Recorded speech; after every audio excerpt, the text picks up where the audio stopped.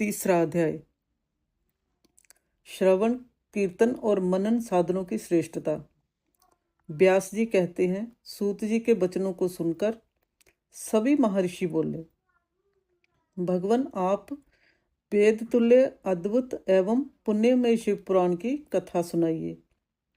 सूत जी ने कहा, हे महर्षिगण, आप कल्याण में भगवान शिव का स्मरण करके वेद के सार से प्रकट शिव पुराण की अमृत कथा सुनिए। शिव पुराण में भक्ति, ज्ञान और वैराग्य का गान किया गया है। जब सृष्टि आरंभ हुई तो 6 कुलों के महर्षि आपस में वाद विवाद करने लगे कि अमुक वस्तु उत्कृष्ट है, अमुक नहीं। जब इस विवाद ने बड़ा रूप धारण कर लिया तो सभी अपनी शंका के समाधान के लिए सृष्टि की रचना करने वाले अविनाशी ब्रह्मा जी के पास जाकर हाथ जोड़कर कहने लगे, हे प्रभु, आप संपूर्ण जगत को धारण कर उनका पोषण करने वाले हैं। प्रभु, हम जानना चाहते हैं कि संपूर्ण तत्वों से परे प्राण पुरुष कौन है। ब्रह्मा जी ने कहा, ब्रह्मा, विष्णु, रुद्र और इंद्र आदि से युक्त संपूर्ण जगत समस्त भूतों एवं इंद्रियों के साथ पहले प्रकट हुआ है। वे देव महादेव ही सर्वज्ञ हैं और संपूर्ण हैं। भक्ति से ही इनका साक्षात्कार होता है, दूसरे किसी उपाय से इनका दर्शन नहीं होता। भगवान शिव में अटूट भक्ति मनुष्यों को संसार बंधन से मुक्ति दिलाती है। भक्ति से उन्हें देवता का कृपा प्रसाद प्राप्त होता है। जैसे अंकुर से बीज और बीज से अंकुर पैदा होता है। भगवान शंकर का कृपा प्रसाद प्राप्त करने के लिए आप सब ब्रह्म ऋषि धरती पर सहस्त्र वर्षों तक चलने वाले विशाल यज्ञ करो। यज्ञपति भगवान शिव की कृपा से ही विद्या के सार्थक साध्य साधन का ज्ञान प्राप्त होता है। शिव पद की प्राप्ति साध्य और उनकी सेवा ही साधन है तथा जो मनुष्य बिना किसी फल की कामना किए उनकी भक्ति में डूबे रहते हैं, वही साधक हैं।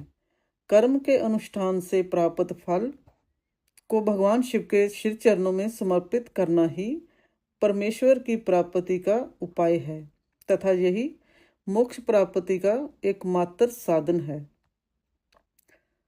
साक्षात महेश्वर ने ही भक्ति के साधनों का प्रतिपादन किया है। कान से भगवान के नाम, गुण और लीलाओं का श्रवण, वाणी द्वारा उनका कीर्तन तथा मन में उनका मनन शिव पद की प्राप्ति के महान साधन हैं तथा इन साधनों से ही संपूर्ण मनोरथों की सिद्धि होती है।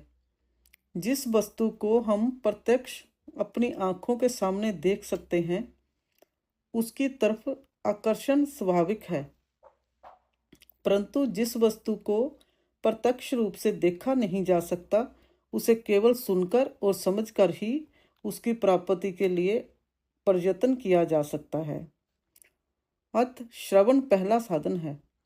श्रवण द्वारा ही गुरु मुख से तत्व को सुनकर श्रेष्ठ बुद्धि वाला विद्वान अन्य साधन, कीर्तन और मनन की शक्ति व सिद्धि प्राप्त करने का यत्न करता है। मनन के बाद इस साधन की साधना करते रहने से धीरे धीरे भगवान शिव का संयोग प्राप्त होता है और लौकिक आनंद की प्राप्ति होती है। भगवान शिव की पूजा, उनके नामों का जाप तथा उनके रूप गुण विलास के हृदय में निरंतर चिंतन को ही मनन कहा जाता है। महेश्वर की कृपा दृष्टि से ही उपलब्ध इस साधन को ही प्रमुख साधन कहा जाता है।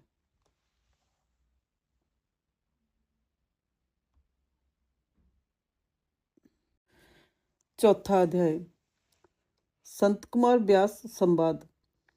सूत जी कहते हैं, हे मुनियों, इस साधन का महात्म बताते समय मैं एक प्राचीन वृत्तांत का वर्णन करूंगा जिसे आप ध्यानपूर्वक सुने। बहुत पहले की बात है।